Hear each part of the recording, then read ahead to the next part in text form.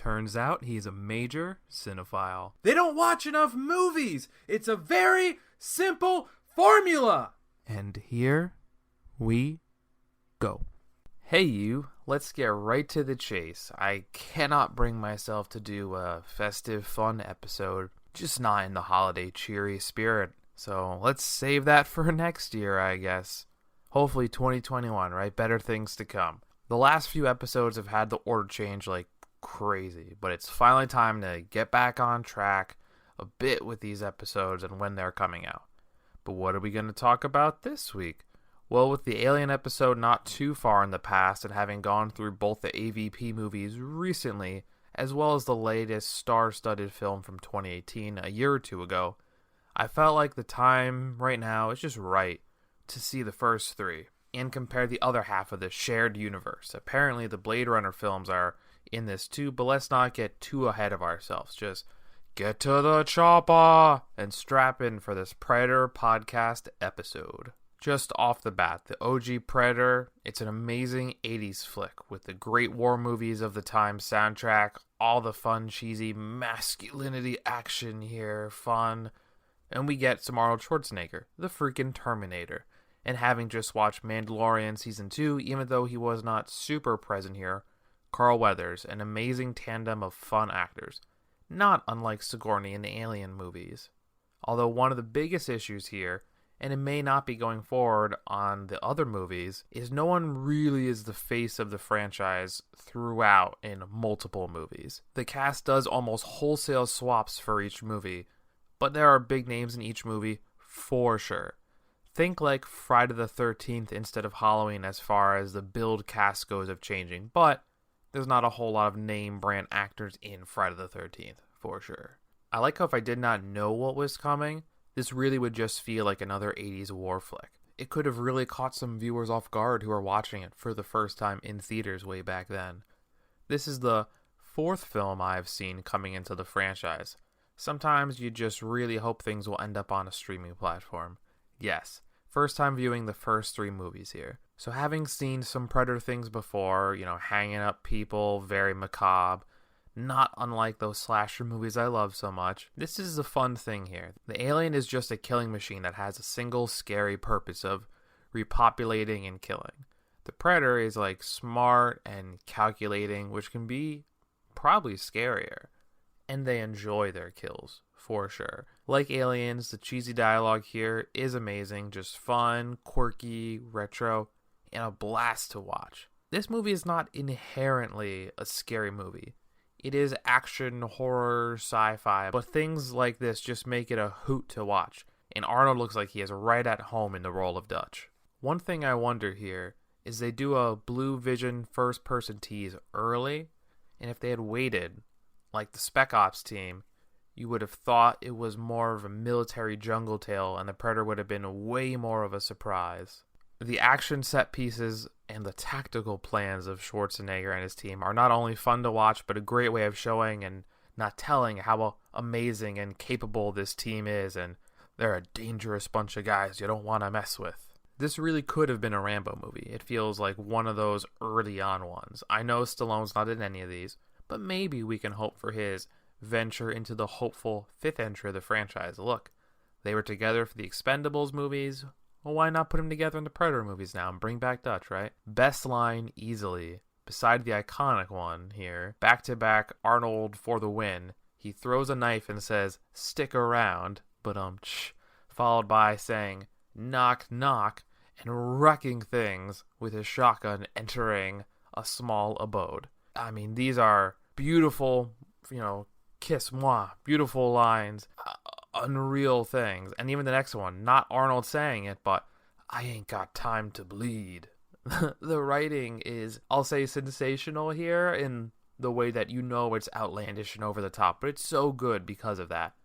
Hilarious, amazing. This movie is a riot to watch. Also, playing a little connect the dots to previous Nick Nack Goes to the Movies episodes. Kind of the third build man on this team, Bill Duke. We talked about him in his X-Man role in that Part 1 episode where he was Bolivar Trask in the original trilogy. So it was nice seeing him have way more of a pronounced active role in a movie. The second time we see the Predator visualizer, I'll call it, is after a big firefight, the big one with the whatever their military mission seemingly objectively is. And this really should have been the first instance we would have had a moment to relax and think that the big conflict's over, and then been thrown for a big loop saying, what the heck is that thing? What's going on here? Who's watching them? Because it's not the people from the camp. Because right now, in theory, with that big action set piece done, you would think, the main thing is over. Now they just have to make it across enemy territory, not unlike one of those classic war movies, which, while scary, you think the big issue's over, but then another thing comes to be even scarier and kind of tells you, hey, this ain't another Vietnam War movie. It's the Predator, baby. But the build and setup was fantastic. But I'm not gonna lie. The first visual of the Predator, the transparent cameo, I always think of translucent from The Boys, but we'll call it, transparent cameo. Not amazing. Not good at all. The gore and such, they have down pat, but for some reason this cloaking thing, and look, technology, special effects, different times. But you gotta call it like you see it, right? And that's just what it is. What they lack in that Predator, how our characters see it with the camouflage, while that may not be great, the action here, once they kind of get their first look, there's a deleted scene in The Walking Dead where they come back to the Vados hangout and they just use all of the ammunition seemingly they have. And I always think of that in a few moments. In The Matrix 2 it happened, and I guess you say obviously it happened there first when Neo puts his hand up to stop all the bullets. And this is another one of those where every gun, every person is just firing off every piece of ammunition they have. And somehow it's never really questioned the expenditure of ammo. But that moment of shooting at something that may or may not be there, sensational. It's crazy how bad that one sci-fi effect is, but the real life explosions and gore and guns, really does knock out of the park with most of the special effects. The actual Predator, once we do see it, looks pretty good. And, seeing him doing medical work on himself and kind of humanizing him and making sure, it's not just some creature, that there is a intelligence there, it makes it more of an actual threat, knowing that it's plotting and planning and thinking things. But, the Carl Weathers fight, so good. You'd think the greatest weakness of all these characters, would be their machismo that got them killed. And the whole, splitting up thing. And look, that's a horror trope 101 if the group splits off and they get picked off one by one by one. Not that the Predator would need, you'd think, necessarily to do that, but I guess the thought is saying the Predator might be the strongest thing in the world, but maybe they could take him. They did hurt him, obviously. That's why he has to, I guess, medical himself a bit. But man, is it just fun. I can't say enough how much fun the action sci-fi version of all this, and, it's kind of like And Then There Were None, I guess you could say, for the classic Agatha Christie novelist intellectuals among us.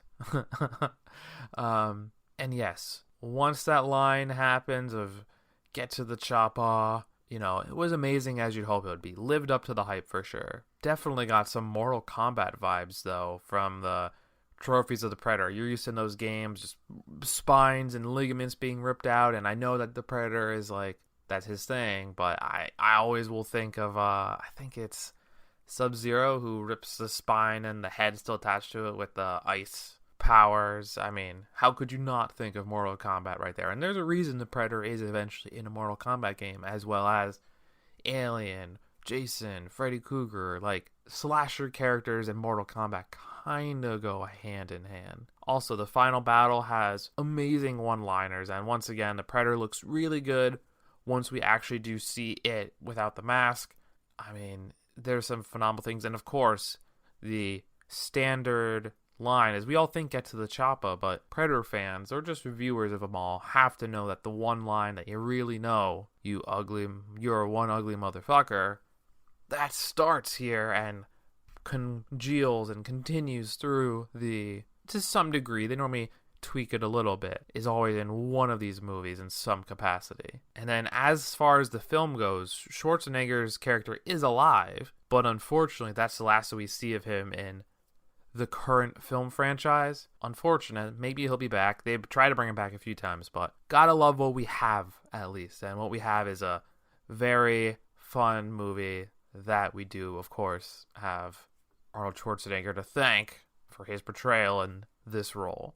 So instead of a remote jungle, Predator 2 throws us into a war-torn, over-the-top version of LA with tons of crazy, sensationalized gang violence going on. I can't even think of anything comparable to this wild action scene going on.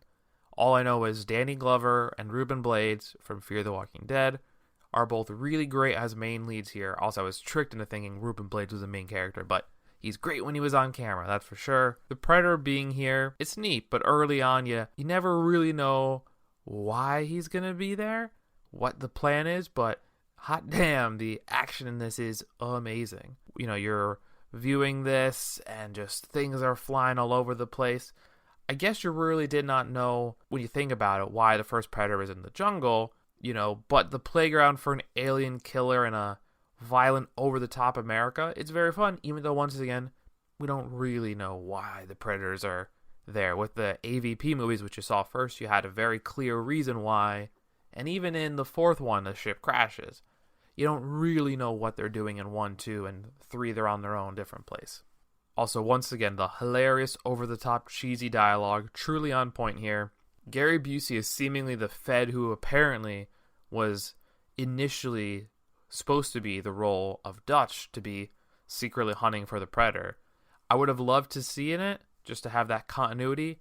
No disrespect to Busey, obviously, but you gotta know how amazing and connected parts of the first movie would have been here if they could have found a way. I don't know exactly why it didn't happen, but a few times they've tried to bring him back, hasn't worked. But it would have been nice to give him whatever money he was asking for to be in the role. I will always love my connected storylines, and not just the monster alien is in all the movies, but making the people matter throughout more than just one movie. There's a reason why I think people like Halloween more than Friday the 13th. It's because you have that one actress who you can kind of hang her hat on and say, Friday the 13th, Jamie Lee Curtis, Donald Pleasance. You kind of have those moments where you can't really do that with Friday the 13th, and you can kind of say, okay, well, Arnold Schwarzenegger, but after that, you know, you're kind of picking, okay, well, in the second one, you got Danny Glover, in the third one, you know, you're kind of picking at straws, and you can't have that consistency that I personally quite like.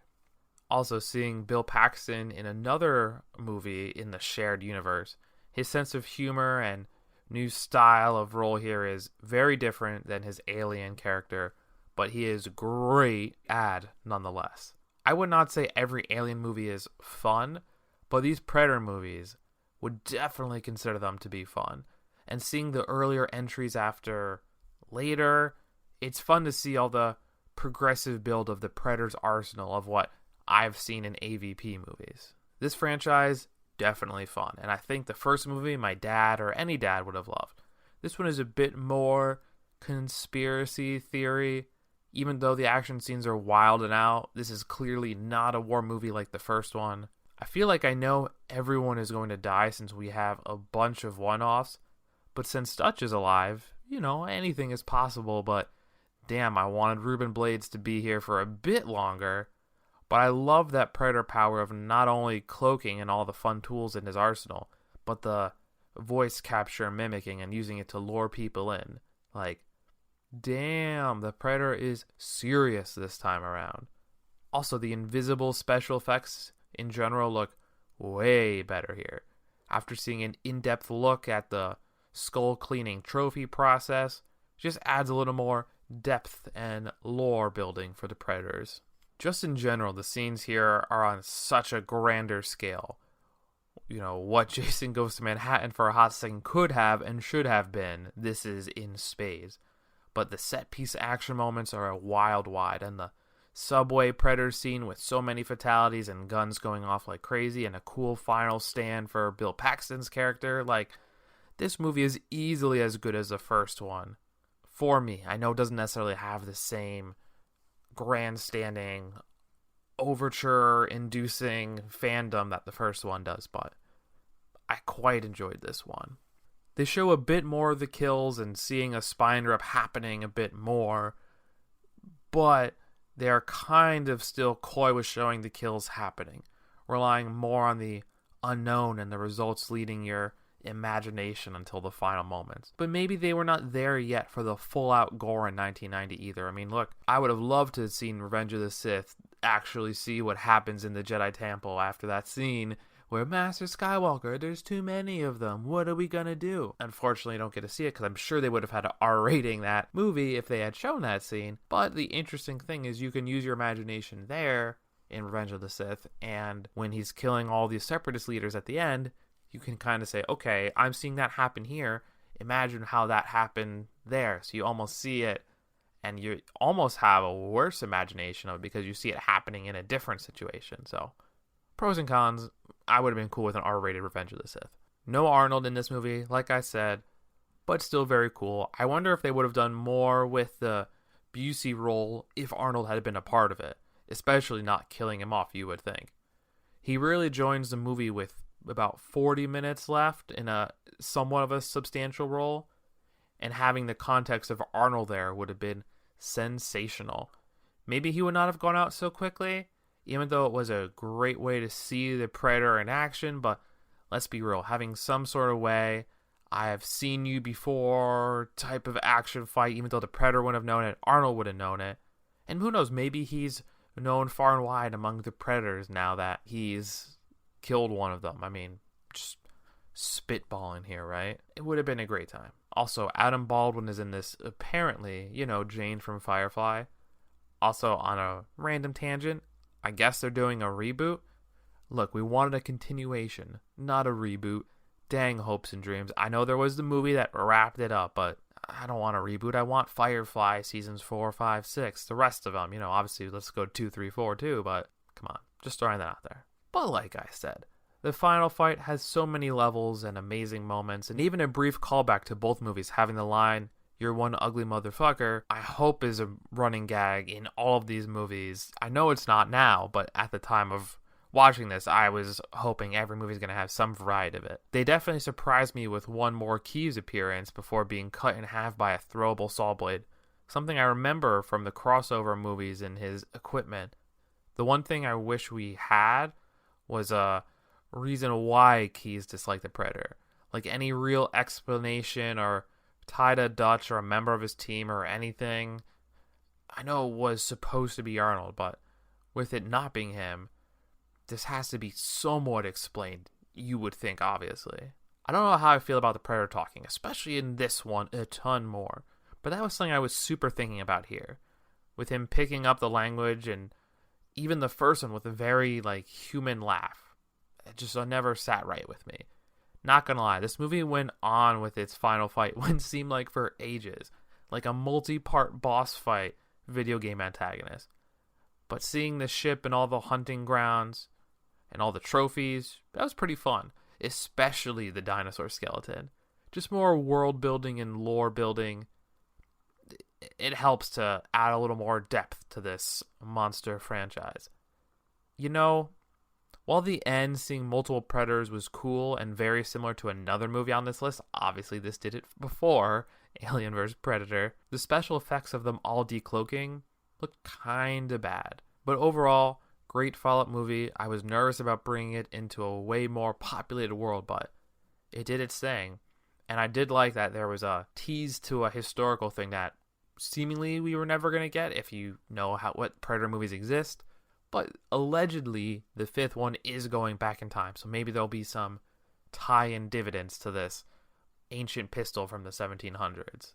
I may have had to pay a few bucks to rent the first two, but it may almost be off there. But I was able to, and maybe you can still if you do it today, you can watch Predators for free on Tubi. Gosh, we love these random free streaming services like this in Crackle. So the cast of the 2010 Predators movie is hilariously loaded. Adrian Brody, Alice Braga, we were just talking about her in the X-Men episode. Topher Grace from the OG Spider-Man 3. Walton Goggins, who is great in his own right. Mahershala Ali, Danny Trejo, and Lawrence Fishburne. Is this an Avengers movie or what? I am blown away by the sheer scope of actors in this movie, and I am immediately jazzed to watch this and enjoy it. This movie kicks off with some wild action, and unless we're tricking ourselves, they clearly are setting up Brody to be the lead. I don't know if he could be an action hero lead, but 10 years ago, sure, let's see where we go, right? I'm very much used to his more Wes Anderson role, so this is a little bit of a departure for what I'm used to. Maybe seeing the film Hunt before this, a film that came out this year under some scrutiny, this feels eerily similar to that. I actually got some similar vibes to the newest Alien films, Prometheus, with a bunch of people exploring a place. But obviously, this movie came out before both those. And honestly, the intros are quick and the characters are just different enough to be fun. But the actors' high-profile names make me super excited for all of them portraying all these elite dangerous killers brought together for some sinister purpose, ... of being hunted. I know, scary. The predators literally becoming the prey is the whole plot here. So the beginning scene of conflict does a good job once again of showing how competent the non-predator characters are at killing or being dangerous. Clearly a staple of these movies, and something that is fun here too. The big difference, however, is the jokes are gone, with a more serious action tone, or at least they're very much muted and clearly not the high point of the dialogue. In 2010, the cheesy 90s dialogue, it's behind us. I gotta wonder why Topher Grace's puny doctor character is here. I was mad curious watching this. Like, part of this writing is coming from when I was doing my first watch through of this movie, but as we'll see, the reveal of him is, I don't know if it's surprising now, but that's because I know what happens now. At the time, I was pretty surprised. I had two ideas with what they were going to do with it, and they went the way that I was probably least expecting. The more I watch this and see this cast of actors together, mad random. I don't get it, but I love everything about it. So I can say the one thing I never love with long-term franchises is when they try to mix things up too much. And having predator hunting dogs, I just, why did they do that? And I know that that is a thing that exists in the latest movie to come out in 2018, but it started here. And I get it. Hunting parallels, right? You have your hounds and you send your hounds out. And they make a reference to that in the movie, but these things are badass without random alien dogs. Like, it's fine, but it's also not fine. Not gonna lie, I was a bit pissed that Danny Trejo was the first to die. And is used as bait, like Machete, and so many other amazing roles. Dead already. Not good at all. They did that to him in Breaking Bad. He was there for like a hot second as turtle, whatever the word for turtle is. And he was dead like within an episode or two.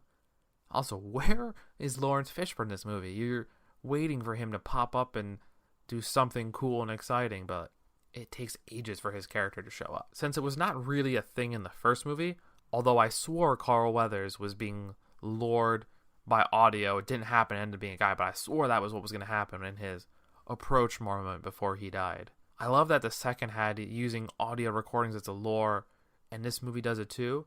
It's like fun adaptive learning. Also, figuring out the timeline a bit, this is seemingly the last movie in the franchise chronologically, even after the 2018 one. Since it's the only film to take place on a different planet, I forget that some of the known actors now were not always such. This was only Ali's fourth feature film at the time. Now his Hunger Games role, Luke Cage, House of Cards, True Detective, and Spider-Verse fun. You know a lot about him now. At the time, he was probably just some guy. How about that? When Lawrence Fishburne comes out, though, and is wearing their gear and is all cloaked up and is like a certified badass, hell yes. Worth the wait about halfway through the movie, but worth the wait. Also, just as a streaming service, PSA, short review, having not used Tubi a whole lot, the commercials aren't actually all that bad at all. I had a few here and there, but it never felt like it was dragging on with commercials. Sometimes like the uncommercialed Hulu is way worth for me the paying because the commercial Hulu is very annoying. They definitely made Lawrence a quick one and done antagonist to the group, but he looks like he is having a blast in this brief role. I was also blown away by Walton Goggins lasting as long as he did with what his character seemingly was, but it was amazing seeing him not only get his licks in, like all of the deaths were pretty strong, but finally seeing a spine and skull attached get ripped out in like right in front of you, all done special effects. So good. The third movie in the original trilogy, not counting the crossovers, it was beautiful to finally see it done, just like we kind of been hoping on, I think, throughout watching. Overall, this movie loses some humor, but the action and gore is on point here. Things hinted at in the first movie or happening off screen are shown and on full display here. The knife fight from the first one was not seen but just heard. Here we have a whole sword fight against the Predator, which is just a really nice touch that I am all about. And sometimes it felt like the Predators were kind of cheap or cheating at things, but here the honor system was fully in place and appreciated. And I know that there's been a question sometimes of how it's truly decided if they're cheap or not, or if they're honorous creatures, but we'll never really know, let's be real. The Predator vs. Predator fight is truly sensational and has a nice little connection to the first of the crossover movies with a human and alien kind of working together. The first one, they were like BFFs, hanging out, hunting aliens together. This one is way less than that, but still feels a bit present. And honestly, it feels a little more, I'll say, normal and not over the top. And it's a little bit more believable, I'd even say. I'm just in general surprised that I enjoyed these movies as much as I feel like I have. They're not cinematic marvels, and I may really like the first two Aliens, but all three of these are really fun films.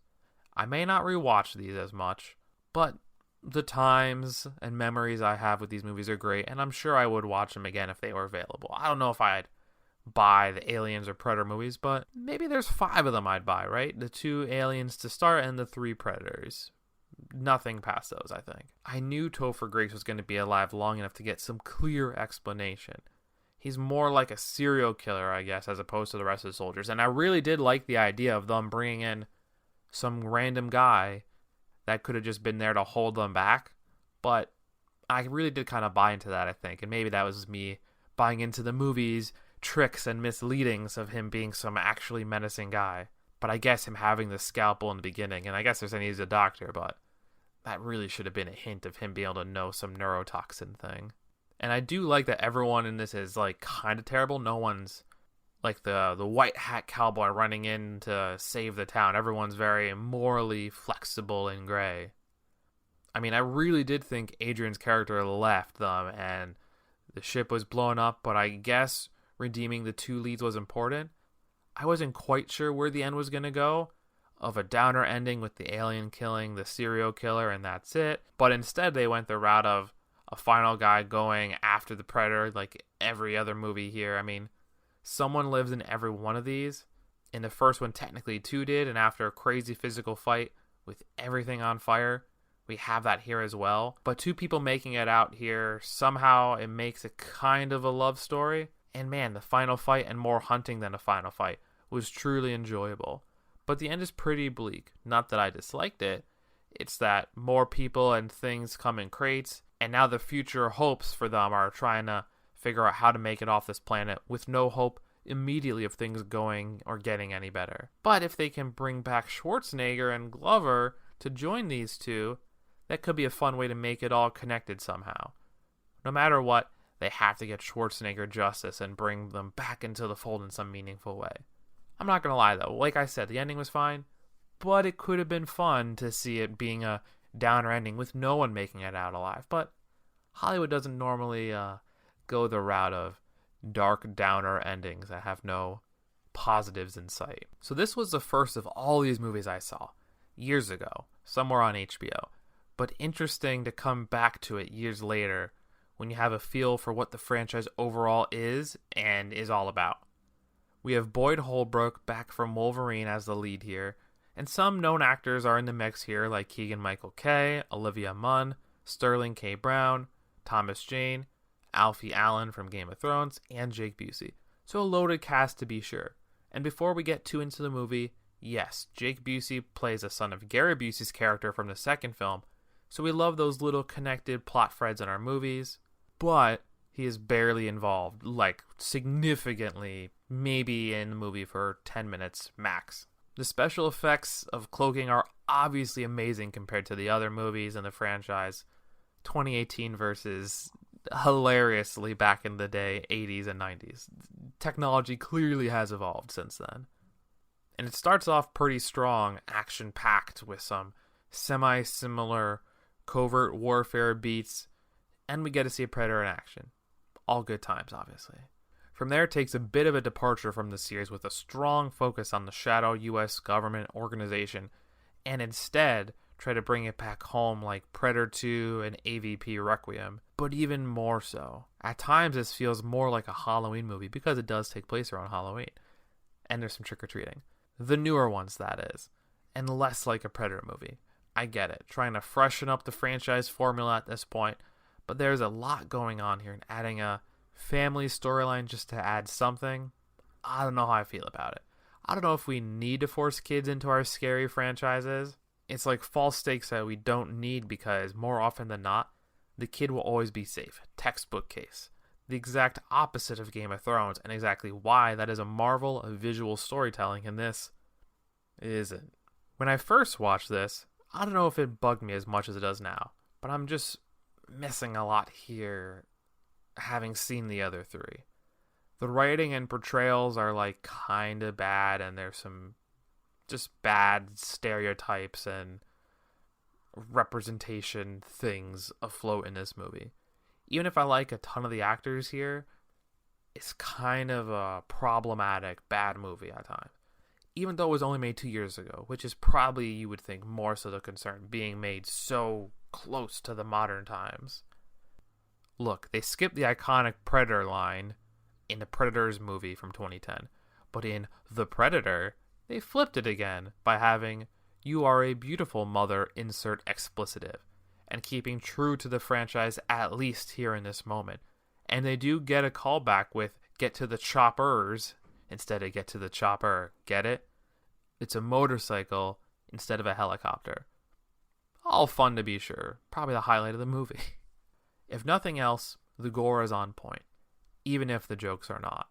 But if there is one funny part, one laugh-inducing scene, has to be the Predator using the thumbs up of a ripped off guy's arm to get a free ride out of a military institution on one of their trucks. Hilarious. I don't know if I love the writing at times here, or the setup, but I definitely don't like them bringing back alien dogs. The worst part of the third movie, which I thought really had some positives as a film. The dogs are more of a joke here, especially later on in the movie, but I just don't get it. I do like the joke, or reference, it really feels very self-referential, of these creatures maybe shouldn't be called predators and maybe should be called hunters or something else. I mean, that's not untrue. It's just weird to have something almost undermining your entire franchise in your movie.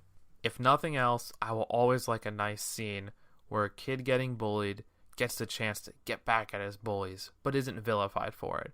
Bullying sucks, and the kid has a bomb Halloween costume, so bugger off, you know? The action is never in question here, but like other than a few franchise references, the writing and script is just kinda generic. You see what it's trying to do and what it wants to do, but this has the packaging of a Predator movie, but some of the just okay jokes sort of misses the mark a bit. I don't know if the big Predator is anything new here, been there with the Alien Predator hybrid, but it was neat to see the spine-ripping skull imagery done on a Predator by a different one. The subtitle talking, a little bit too much.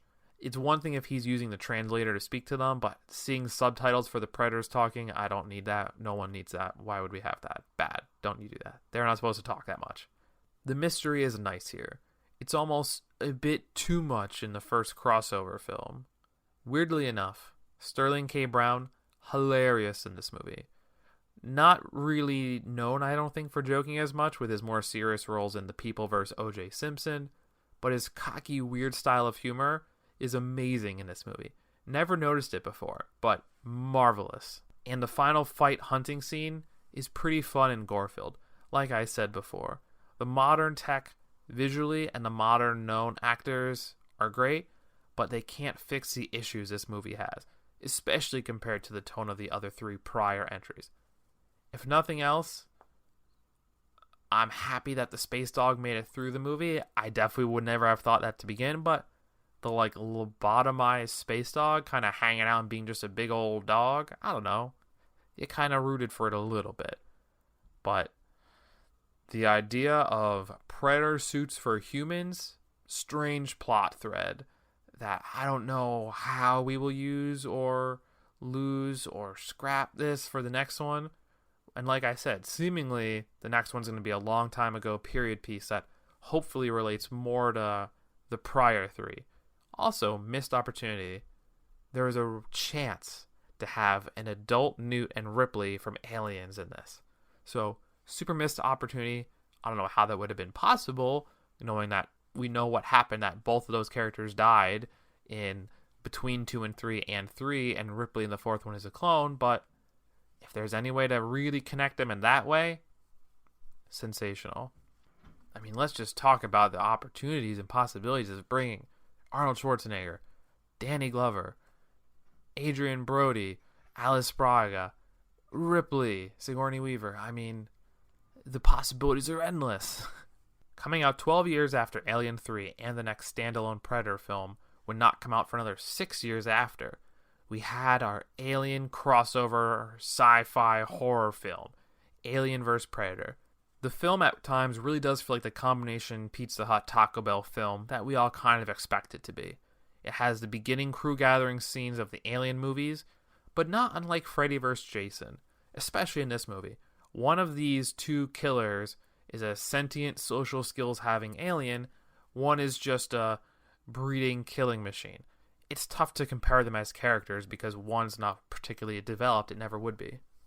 There is some interesting connected plot threads between the two franchises here, as they both have Lance Henriksen being in Aliens and Alien 3, and now Alien vs. Predator. He's a few different characters, but he is a guy here who definitely dies. He does not seemingly die in Aliens 3, and his android version is gravely wounded in the second film, kind of dies off screen in the third one, right before it starts. All very confusing, and he's kind of brought back for a little bit before actually dying on the third one again. The Wayland family is also important in these films, played by Guy Pearce in the Prometheus films, and their name brand is kind of linked, I think, always to the Alien franchise, now a little bit to the Predator franchise. But it is quite nice seeing him do the five-finger fillet thing from the Alien movies, this time with a pen. So there's, once again, those little subtle attention to detail moments.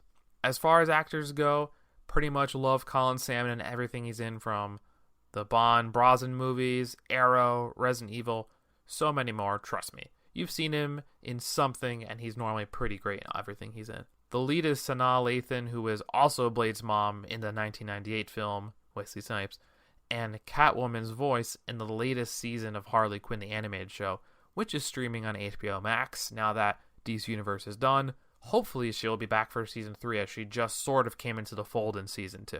So what do we have?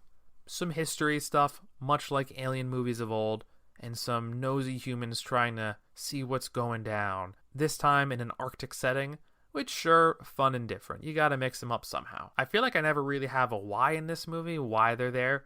More like must make a discovery, which always felt a bit whatever. But in short, these beats have been hit before of aliens and predators, have been here before, and history says that. There is a little more depth with the history, but this movie is not really that important to the overall lore or franchise of either film. The cloaking special effects are definitely good here in 2004, which is an important metric for a Predator movie. Not that it means it's good or bad, but it's always a tough part of some of the earlier ones that you can't really get past. And the beginning conflict of the guys being hunted and strung up in true Predator fashion. So these two blend together a little more in this crossover movies. Maybe a little more than the Freddy movie with a bit of Jason involved. But these characters, minus the three mentioned before, uninspired, generic at best. A few accents, different hairstyles, and genders are not nearly enough for this underdeveloped ensemble film that leads to a plethora of just blood bags characters to be killed off in different, unique ways. Which you'd think would be an issue, or not an issue, for someone who likes the Friday the 13th movies as much as I do, but I feel like their quirks are more on display there, and even though you know they're useless, I don't know, this feels worse somehow. The Predator setup of having an alien queen strung up to produce face huggers to sacrifice humans to be chest bursted to make xenomorphs to hunt for sport.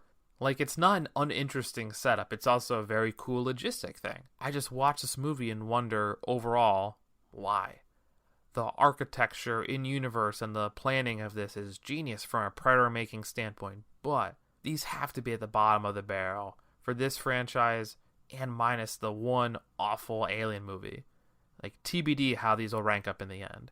Colin Salmon gets no love in some of these movies. First, his laser grid diced up after some impressive gymnastic moves in the Resident Evil movie, and the same thing pretty much happens here with the Predator's crunches you up net, it squishes you to death. I mean, not cool. I mean, there's no way he was going to make it, but he just has a great voice, and I like him as an actor, so unfortunate. Definitely watch the first Resident Evil movie if you get a chance. It's a very fun time. Once we get to the fighting of the two creatures, it's a little bit clunky of aliens versus predators. There is a part where the alien is doing like breakdancing floor spins, and minus a few cool set pieces like the alien introducing itself by impaling a predator with its tail, the actual fighting is like bad and way zoomed in and a little shaky. Probably one of the coolest scenes in the whole movie has to be the Wayland death scene.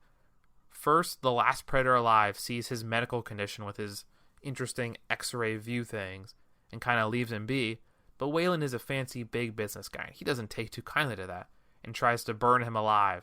Clearly this does not work, but he gets the death he was kind of asking for. Since the partnership in the 2010 film between human and predator was not long-lasting, it felt a little bit more legit. I don't know why this always felt kind of corny to a degree. Yes, Lex had full alien weapons made from alien parts, but this whole thing just felt a little too neatly made up and just a little bit goofy, like the Predator signing things exploding with what a bomb is. I just never really got why this became, to a degree, a buddy cop movie. Also, in the spirit of references, we do have another "You Are One Ugly Motherfucker," but in this case, it's a reference to the alien and not the Predator. How about that surprise? Really spun ya for a loop there, huh? The end fight is not unexpected between the Predator, Lex, and the surviving alien queen. I mean, you knew it was going to do something. You saw it existing. It was the Chekhov's gun principle, right? If you see a gun, it's going to be used. If you see an alien queen, most likely you're going to have to deal with it at some point. Which, cool, I guess. I cannot watch this movie and just feel it's kind of generic. I appreciate the end a bit more having seen Predator 2, with the Preds kind of acknowledging Danny Glover in that one and Lex here by a larger clan. But like his character then, she is left on Earth and never heard from again. Not even in the direct sequel that immediately picks up after this movie. For shame. Once again, alien queen fight, cool, but we've seen it done before in, guess what? The best movie in the Alien franchise. So, Alien vs. Predator Requiem picks up almost immediately after the previous crossover movie, which is nice from a continuity standpoint, and from the end of the last movie, we know what is going down, what's up. The Alien Predator hybrid is going to be a big part of this. And that's a scary concept for sure. And the action of seeing the Predators trying to fight this, it's a nice action piece. Yes, it is not great for the crash to bring a ton of facehuggers down to Earth in a public area of this to a T small town America recreation. We have seen the Predator franchise here before. Aliens, not so much. But with how much I like the over-the-top nature of Predator 2, this version of a more grounded Earth seeing aliens and predators, it's all a little bit pedestrian. But we know this was a big action monster movie that was made with little care put into the details of the setting the monsters will do the battle in. Think Godzilla, King Kong breaking the city, but who cares about the city? But if nothing else, the brief glimpse of the Predator homeworld was pretty cool, even if super short. Like, that's the kind of stuff I'd want explored further. Second time watching through this movie, and I still don't care about any characters. None at all. Or actors, for that matter. At least the first one of these made you care a little bit about that last Predator, and of course, about Colin Salmon. This movie has so many dumb, useless, and dare I say, basic story beats of any teen movie of guy messes up with girl, is back in her life, She dates some loser bully guy, and it's just groan-inducing to have these things stuffed, crammed into a monster movie and consider it to be a plot or a character development. Like Alien 3 and honestly the other AVP movie, I hope I never have to watch these again after these episodes of my podcast recording. The Alien 3 one is probably the saddest of the bunch because it still had a live Ripley in it. But man, where did they go wrong with that movie? So wrong. I know, it's killing off some of the characters I made out of the second movie. The one thing I'm honestly mad surprised about here, as rarely do horror movies do or show it, we actually see a kid after the alien attack getting his chest busted. It's not forced stake raising by itself. Yeah, it kind of makes you think one kid could die and anything can happen here. But of course this doesn't happen. But good try, AVP 2. But honestly, as a standalone moment, it's a pretty wild surprise. They have the gore that you would come to expect here, and they did go for an R rating to mix things up a bit, which is neat, but gore does not make up for the many issues here, like the bad, cringy dialogue and writing. What happened here? The amount of dumb high school bullying barely works here, and the amount of focus in the beginning here on these moments is unfathomable. There are some cool attention to detail moments with the Predator's gear and like medical attention to itself, but so often I just watch this and wonder, why am I doing it? I'll say, I do kind of enjoy the scenes where the xenomorphs go head-to-head against the actual military in modern times, not semi-future times. Something we haven't seen really in either franchise in the modern timeline. Some of the set-piece moments are pretty interesting and scary at times, not compared to the franchise. Clearly the Alien franchise is scarier and grosser than the Predator franchise. But having aliens attack a hospital and cocoon a maternity ward, and seeing all the heart rate monitors systematically go out, that's pretty dang good. There are some similar zombie apocalypse government shadow organization beats here, but like most parts of the movie, there are better versions of these elements in a ton of different movies. Watch Aliens, watch the early Predators, watch any of the numerous classic or modern amazing zombie movies. But for the love of all that is sacred in cinema, avoid this one like the wet eggs you for some reason feel the need to stare at so intently in that one cavern or spaceship. The first one, not unlike the Rob Zombie Halloween remake, had some interesting moments to add to the lore, but the sequel of this movie and that movie don't really have any redeeming qualities. I don't even care about the fight in the end. The fight wasn't amazing in the first one, but the Alien Queen is way more than the Alien Predator hybrid. This just ain't it. This end also doesn't make a whole lot of sense because the military just destroyed a whole town in a containment setting. There are 4 survivors who can attest to that, and they don't kill them immediately and they're left alive somehow. Why would they not kill these people who have first-hand accounts to this whole cover-up? Also, the cliffhanger tease at the end will never be addressed, and none of this movie matters. Just sad. We haven't done a little list in a little bit, so here is our list for the Predator movies, and yes, we did the first 6 Alien movies. We put the 2 crossovers in the Predator to kind of balance it out 6 and 6. But I can tell you, these 2 Predator Alien Combine remixes, they would not be high on the Alien list. Maybe I would put Alien vs. Predator over Alien 3. Maybe, but I don't know. Requiem would be at the bottom for sure. But let's begin with that one, that garbage film that we just finished talking about. This is actually pretty close to chronological order minus the crossovers. So, Alien vs. Predator Requiem, garbage movie, very little redeeming qualities, a few nice moments, but pretty bad. If you really need to watch a crossover movie, watch the 5th ranked movie on this list, Alien vs. Predator. Because yes, it does have some interesting history and lore, Colin Salmon, another version of Bishop, which are neat things. But once again, if you want to watch an Alien movie, watch one of the better Alien movies. If you want to watch a good Predator movie, watch one of the top 3 Predator movies on this list. Number 4, I had to think about it for a little bit, and I definitely don't think I would have said it when I hadn't watched the first 3. I kind of enjoyed the Predator to a degree.